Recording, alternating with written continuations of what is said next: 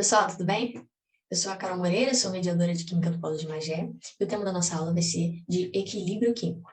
Bem, antes da gente iniciar realmente o estudo do equilíbrio químico, a gente precisa relembrar um conceito muito importante que vai ser muito utilizado na aula de hoje, que se refere à reversibilidade dos processos. Então, processos reversíveis e processos irreversíveis. O que são eles e qual a diferença, né, entre esses dois tipos de processos? Então, vamos começar com o processo irreversível. O que seria, então, um processo irreversível? Quais são as suas características? Um processo irreversível, pessoal, é aquele que caminha em um único sentido, uma única direção. Tá? Então, como o próprio nome já diz, eu não consigo reverter um estágio final para o meu estágio inicial. O processo é irreversível. Vou trazer um exemplo para a gente compreender melhor esse assunto. Se eu tenho a madeira e faço a queima da madeira, vou produzir cinzas. Só que se eu reunir todas as cinzas que foram produzidas, posso alterar a temperatura, alterar a pressão, vários parâmetros, posso fazer o que for necessário, mas eu não consigo fazer com que essas cinzas retornem ao meu estado inicial de madeira. Isso não é possível, por quê? Porque esse processo é um processo irreversível. À medida que a madeira se transforma em cinzas, eu não consigo fazer com que essas cinzas retornem para o seu estágio inicial. Já no processo reversível, eu consigo.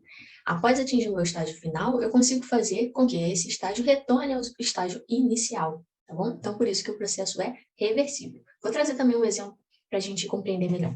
Imagine que eu tenho um recipiente, um frasco com água no estado líquido e feche esse recipiente. À medida que o tempo vai passando, a água no estado líquido, ela vai evaporar. Ela vai se transformar em água no estado vapor, tá? Vapor de água. E como esse vapor está aqui confinado, não vai conseguir sair desse recipiente, vai estar aqui dentro, confinado juntamente com a água no estado líquido. Tá bom? A nível macroscópico, eu posso não ver tantas mudanças nesse processo. Isso até me leva a pensar que esse processo, que esse sistema aqui, ele está estático. Mas a nível microscópico, não é isso que acontece. A gente vê uma série de processos acontecendo simultaneamente, tá bom? E eu vou citar como exemplo o que ocorre nesse sistema. À medida que o tempo vai se passando, o vapor, a água no estado líquido, ela passa para o estado de vapor. Então, a água líquida se transforma em vapor de água, a água evapora, tá bom? Mas a mesma proporção de água líquida que evapora, a gente também vai ver de vapor de água que retorna para o estado líquido, naquele processo que é conhecido como condensação. Consegue enxergar que esse processo é um processo reversível? A água no estado líquido, que era o estágio inicial, passa para o estado vapor. E o vapor, que era então o meu estágio final, ele retorna novamente para o estágio inicial, que é de água líquida. Então, esse é um processo reversível, ok? E por que a gente não vê tantas alterações a nível macroscópico? Porque esse processo ele está em constante dinamismo. Esse sistema ele é dinâmico. À medida que a água passa para o estado gasoso, o vapor de água ele também retorna para o estado líquido. E isso acontece simultaneamente e na mesma proporção. Então a gente diz que nesse sistema, a água no estado líquido e a água no estado vapor coexistem, elas estão em equilíbrio. E como que eu vou representar o equilíbrio?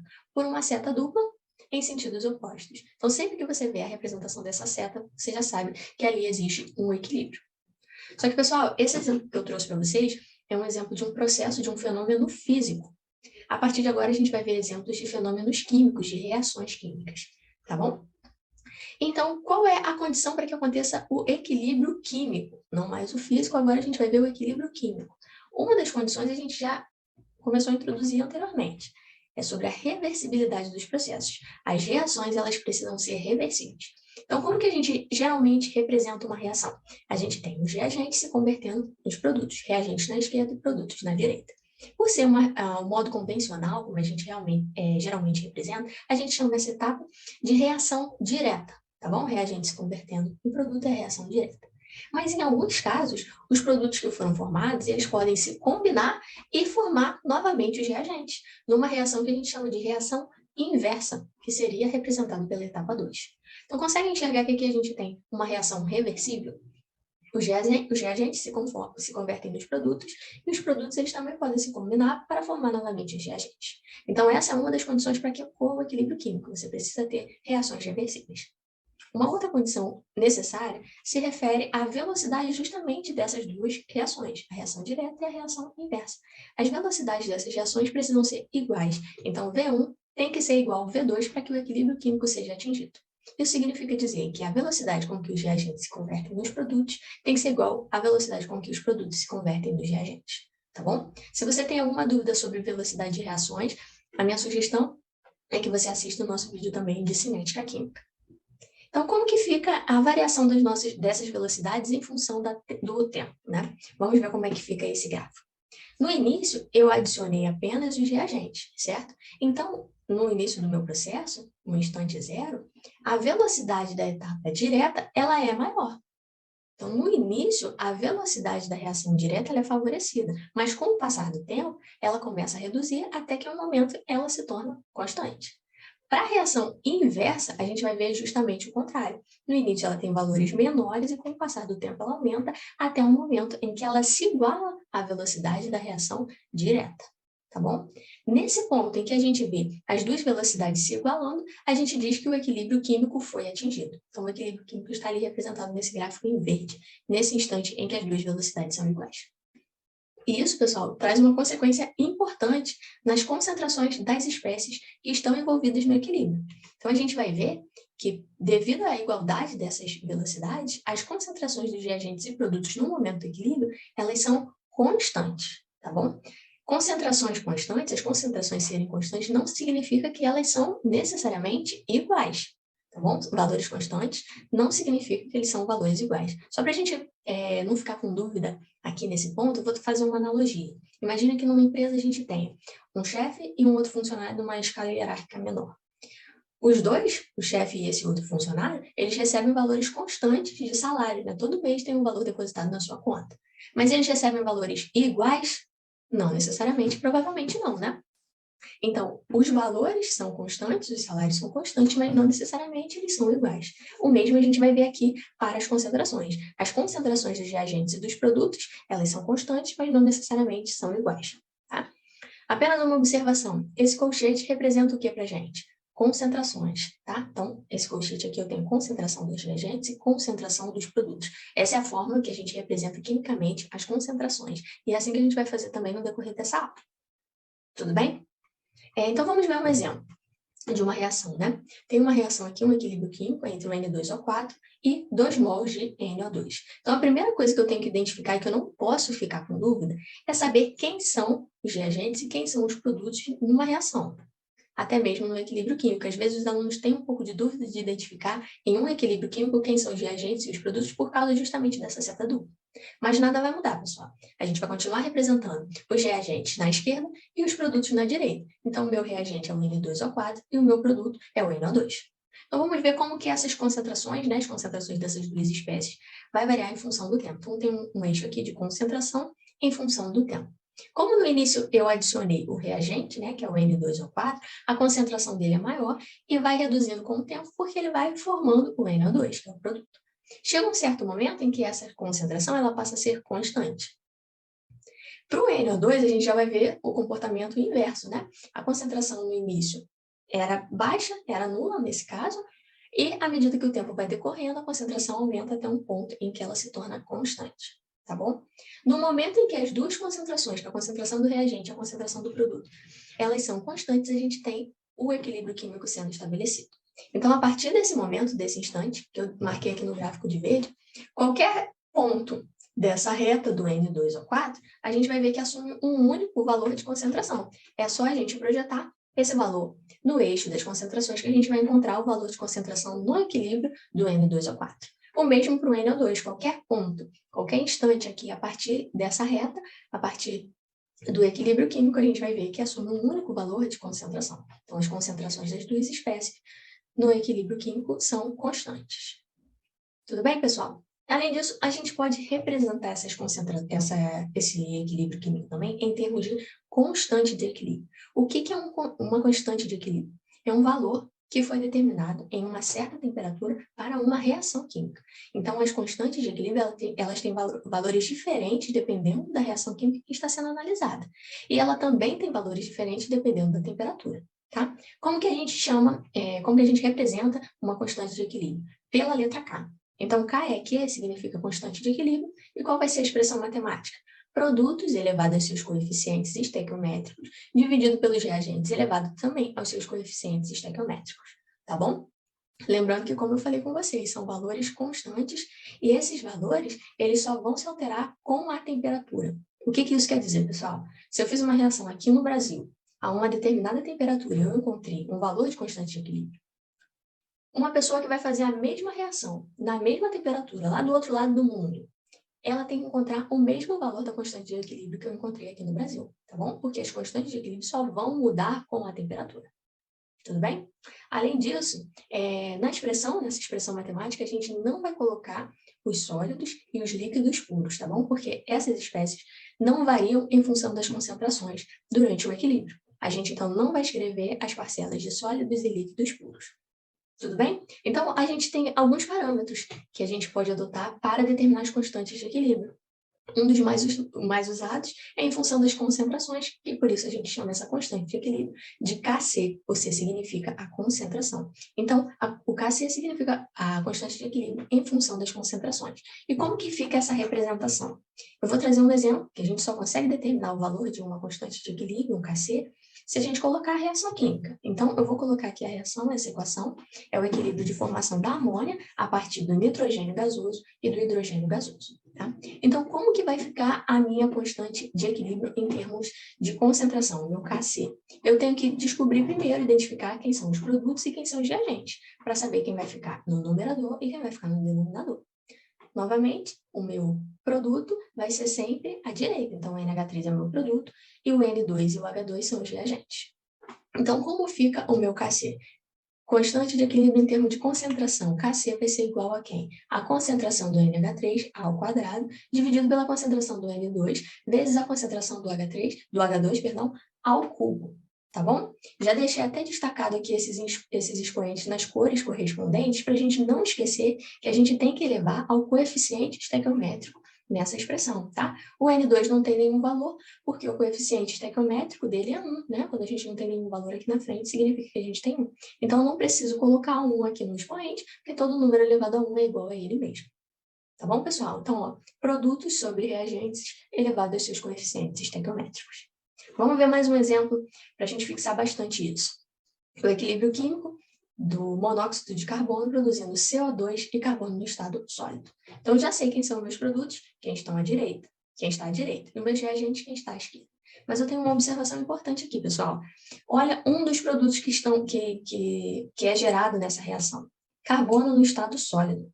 Olha o que a gente falou anteriormente. Na constante de equilíbrio, a gente não vai representar as parcelas das substâncias no estado sólido. Então, a parcela em função do carbono no estado sólido a gente não vai representar. Então, qual vai ser o único produto que eu vou incluir no cálculo do meu Kc? CO2.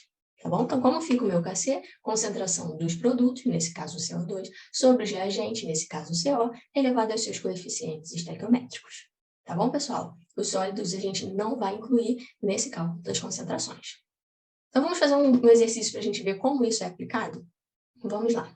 Então, eu tenho aqui uma questão do vestibular do CEDERJ. Na situação de equilíbrio para a reação, foi apresentada a reação para vocês. As concentrações de reagentes e produtos a 1000 Kelvin foram determinadas como sendo de SO2 0,27, de O2 0,40 e de SO3 0,33. Todas elas na unidade de mol vezes litro a menos 1, que é a mesma coisa que mol por litro ou molar. Na temperatura dada, o valor da constante de equilíbrio da reação em termos de concentração será de quanto? Então, qual é o valor do Kc nessa reação química? Tá? Então, o que eu preciso identificar primeiro? Quem são os produtos, quem são os reagentes, para eu conseguir montar corretamente a minha expressão do Kc. Então, já sei aqui, olhando a minha equação, que o produto é o SO3 e os reagentes são o SO2 e o O2. Tá bom? Cuidado para não confundir, porque são substâncias parecidas, SO2, SO3, cuidado para não confundir. Então, como fica o meu Kc? Kc vai ser igual a concentração do SO3 elevado ao quadrado, que é o seu coeficiente, dividido pela concentração do SO2 também ao quadrado, que é o seu coeficiente, vezes a concentração do O2. Depois que eu montei a minha expressão, o que eu tenho que fazer? Aplicar os valores que foram dados na questão, certo? Tenho a concentração de SO3, que vale quanto? 0,33. Então, é só eu aplicar. 0,33 elevado ao quadrado. Concentração de SO2, 0,27, também elevado ao quadrado. E a concentração de oxigênio, 0,40. E agora? Agora eu só preciso resolver essa conta. Um pouquinho mais puxado, né? Mas é só resolver essa conta que você encontra a resposta correta. Eu te sugiro pausar esse vídeo e fazer realmente esse cálculo, porque na hora da prova a gente não tem o auxílio de calculador, então vocês precisam treinar números com vírgulas, cálculos de divisão, ainda mais com vírgula, expoentes, a gente precisa treinar isso, tá bom, pessoal? Então, pause o vídeo e faz essa continha aí na mão para vocês verem se bateu certinho com o valor que a gente encontrou aqui, ok? Então, como eu já fiz, o valor do KC vai ser de 3,7. A alternativa correta é a letra B. Tudo bem? Então, eu quero chamar a atenção para algumas coisas aqui importantes. A primeira delas é o quê? O valor das concentrações que foram usados no cálculo do KC são valores que foram determinados no instante do equilíbrio. Repare que olha como a questão fala. Na situação de equilíbrio, então é no momento do equilíbrio químico, tá? Cuidado, porque muitas questões, elas te levam a valores errados, a você errar a questão justamente porque te fornece dados de concentração no início da reação e concentração no momento do equilíbrio, por exemplo. Mas você tem que usar apenas os valores de concentração no momento do equilíbrio, tá? Então, todos esses valores aqui foram determinados no instante do equilíbrio, não no instante inicial da reação, tá bom? E uma outra coisa se refere à unidade. Essa questão não pediu unidade, mas ela poderia pedir, tá bom, pessoal? E para esse caso aqui, nessa questão, tá? A unidade do KC foi molar a menos 1. Mas essa não é a única unidade que o KC pode admitir, tá bom? Que pode ser a unidade que represente essa constante. Vai depender do quê? Vai depender de qual equação que você tem, tá? Então, eu vou apresentar rapidinho para vocês por que a unidade, nesse caso, foi de molar a menos 1. Tá? Então, se a gente olha aqui no exemplo, no enunciado, a gente vai ver que 0,33, a concentração do SO3, é mol vezes litro a menos 1, que significa molar. Só que esse valor está elevado ao quadrado. Então, a unidade que eu tenho aqui no meu numerador é molar ao quadrado. No numerador, eu tenho 0,27, que é a concentração de SO2, e também é na unidade molar. Tá? E esse molar aqui também vai estar elevado ao quadrado, porque 0,27 também está elevado ao quadrado. E a concentração de O2 vai ser 0,40, somente molar, não preciso elevar a nenhum expoente, tá? Como eu tenho molar ao quadrado em cima e molar ao quadrado embaixo, eu posso cortar, e no final o valor da minha constante de equilíbrio vai ter como unidade por molar, ou então 3,7 molar a menos 1. Tudo bem, pessoal? Então, essa unidade ela vai depender da expressão química que você tenha montado. Não é uma unidade fixa, tá bom? Bem, além da expressão em termos de concentração, a gente também pode representar o equilíbrio químico em termos de pressões parciais, que seria o Kp, P de pressão, tá? É bem similar ao cálculo do Kc, mas a gente tem algumas particularidades. Que particularidade é essa? A gente vai representar apenas as substâncias no estado gasoso, porque quando a gente fala em pressão, a gente fala em gases, tá bom? Então, a gente vai representar apenas as substâncias no estado gasoso. As substâncias no estado sólido e as substâncias, os líquidos puros, eles também não vão entrar nesse cálculo aqui do Kp, como também não entravam para o Kc, tá bom? Mas no Kc, por exemplo, eu poderia ter substâncias no estado aquoso. Aqui não. No Kp, apenas substâncias que têm um G ao lado, que significa gasoso, tá bom? Então, vamos ver um exemplo aqui. Temos uma reação aqui, para a gente compreender melhor como que fica o cálculo, essa montagem da expressão do Kp. Então, eu já olho para essa equação e já sei quem são os meus produtos, que estão à direita, e meus reagentes à esquerda, tá? Só que eu já consigo identificar que tanto no produto quanto no reagente eu tenho substâncias no estado sólido. Olha essas daí, ó. Substâncias que contêm ferro, elas estão no estado sólido. Então, essas parcelas, elas também não vão entrar no cálculo da minha pressão parcial, do meu Kp, tá bom? Também não entraria para o Kc, ok? O que eu preciso apenas colocar, incluir no cálculo do Kp? As substâncias que tenham um G ao lado, que estejam num estado gasoso, tá bom? Então, eu vou representar apenas os produtos, como o produto, a parcela da água, e como reagente a parcela do H2, porque essas duas substâncias estão no estado gasoso. Como que fica, então, o meu Kp? Da mesma forma, pessoal. Produtos sobre reagentes elevados aos seus coeficientes estequiométricos. Só que agora, ao invés de concentração, eu tenho pressão parcial. Pressão daquele gás, no caso a água, elevada à quarta potência. Por que a quarta potência? Porque 4 é o seu coeficiente estequiométrico. Sobre a pressão elevada à quarta potência também, que é o coeficiente estequiométrico do H2. Tá bom?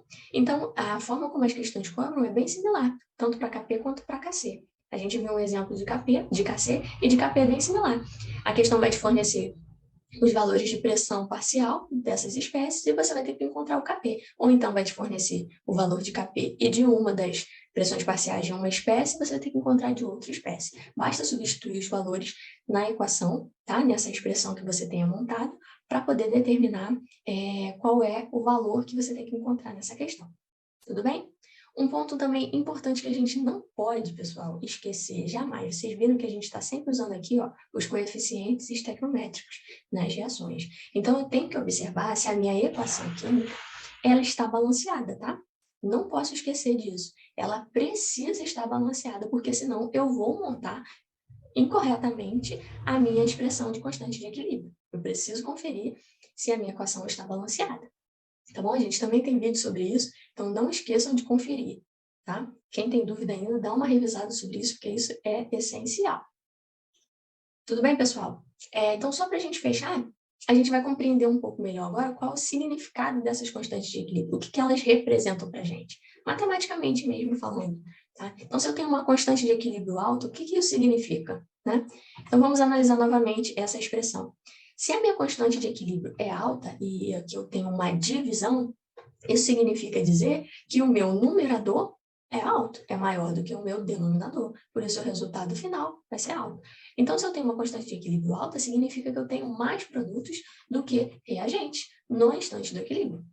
Tá bom? Se eu tenho uma constante de equilíbrio baixa, eu já vou ter o sentido contrário. Então, se o valor da minha constante de equilíbrio é baixo, significa que eu tenho mais reagentes no instante do equilíbrio do que os produtos, porque, afinal de contas, o meu denominador vai ser maior do que o meu numerador. Tá bom, pessoal? Então, é importante também a gente ter em mente, a gente começar a trabalhar o significado, tá bom? Desses valores de constante, desses cálculos que a gente utiliza. A gente precisa tirar, extrair informações, porque cada vez mais os vestibulares estão cobrando isso da gente, tá? Então, você já sabe, se você tem uma constante de equilíbrio alta, você tem mais produtos no instante do equilíbrio. Se você tem uma constante de equilíbrio baixa, você tem mais reagentes, tá bom? Então é isso, pessoal. Espero que vocês tenham curtido a nossa aula e continuem acompanhando também os próximos vídeos. Até mais!